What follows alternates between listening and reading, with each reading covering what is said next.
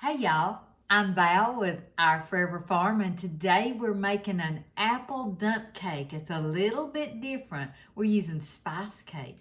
So we need 3/4 cup of melted butter, which is a stick and a half. We're gonna preheat our oven to 350.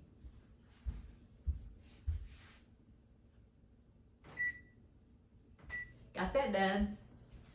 So the next thing is we're going to use apple pie filling. This is a very easy dessert. These are 20 ounce, almost 21 ounces of pie filling. So we're using a 9 by 13 pan here, and you can use your home canned apples. I just haven't got that far yet, but I'll get there. So we're just going to spread this apple pie filling in the bottom of our dish. My favorite way to serve this is warm with ice cream.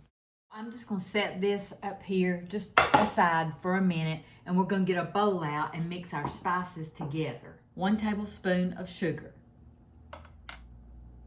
1 teaspoon of cinnamon, 1 teaspoon of nutmeg, 1 teaspoon of allspice.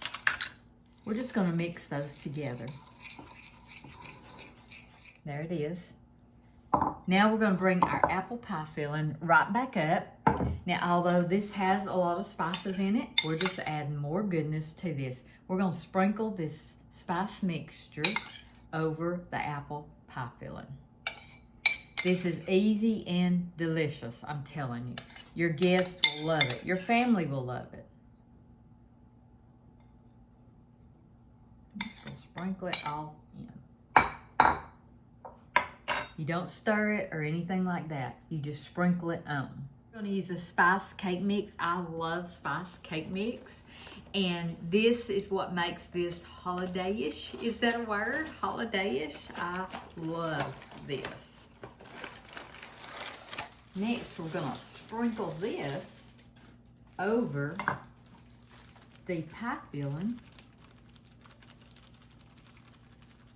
This is what makes it the dump cake, as they call it.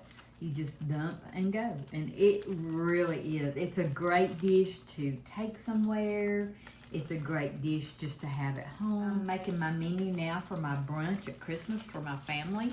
We have a couple of different brunches at Christmas time, and I'm thinking seriously about this being one of the dishes because apple, Christmas, it just sounds so good. So next we're going to do our melted butter. Some people like to slice their butter on here. I like to melt it. I think it spreads better, and I need to stir that up just a little bit because it has been sitting. Again, this is a stick and a half. And then I pour it right over the cake mix. We're gonna do a cup of chopped pecans. You could do walnuts if you want to. I have actually done that when I don't have pecans, but I chopped these earlier today in my food processor, and you just sprinkle them on top. I try to get a nut in every bite, but nuts are optional, so keep that in mind. That you don't have to put nuts, but it sure does make it good.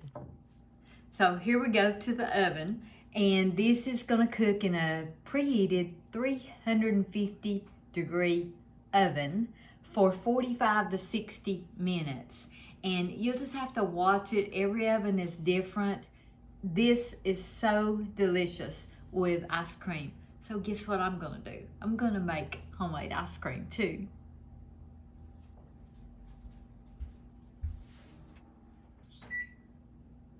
First thing I'm going to do is crack 3 eggs. It's best to use room temperature eggs. In my case, I got them straight from the hen house. And then we just whisk them together. So here's a disclaimer. We are using raw eggs. Please be aware of that. This is a family recipe. Next, we're adding 3 cups of sugar. And now we're adding a large can of evaporated milk. And then we whisk it together well. Now we're going to use vanilla flavoring, about a tablespoon. This is my homemade vanilla flavoring. and whisk together. So far we've done 3 eggs, 3 cups of sugar, a can of evaporated milk, vanilla flavoring. There will be a total of 5 ingredients, counting the milk. Now we're going to pour that mixture into the tub of the ice cream maker, getting all that goodness out of that bowl. Next, we're filling the rest of the container up with whole milk. Now, most ice cream makers have a fill line. Mine does not. But I do it to about an inch, inch and a half to the top. So I just check it real good to make sure I don't see one. I stir all this together. This is really crucial because you don't want that sugar going to the bottom. You want everything mixed together well. Then you're going to add your paddle and then your lid. So I'm making this ice cream inside today, mainly because I've got the cake in the oven and I want to be in here to watch it. But you can watch a full video on me making homemade vanilla ice cream. I'll link it in the description box. So I'm multitasking today. I've got a cake in the oven, I've got breakfast on the stove, and homemade ice cream in the freezer in the sink making. Look at this cake, it looks so good. So I like to press the nuts down in the cake and butter mixture. It just makes it so good. I could not help myself. So the ice cream's ready, and what I did was I packed my freezer in ice on top and let it sit for 30 minutes. Then I packed my ice cream in little storage cups, individual storage cups, put it in the freezer and label it for anybody that wants it anytime they want. Now I'm dishing us some out to eat with the cake. It's going to be so good. If you haven't tried this, you need to try it. If you like apples, if you like pecans, and you can leave the pecans off. So,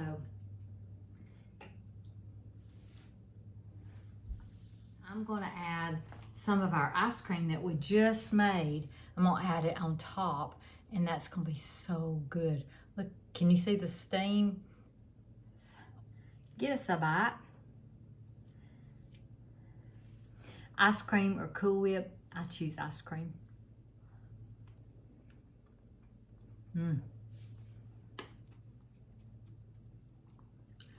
don't know, you give me a Coke, we might just have to sit down and watch a gun smoke or something.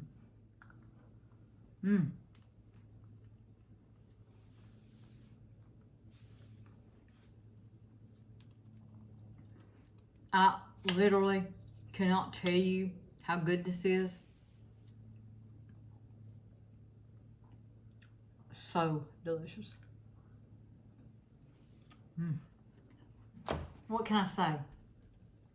We've done our apple spice dump cake.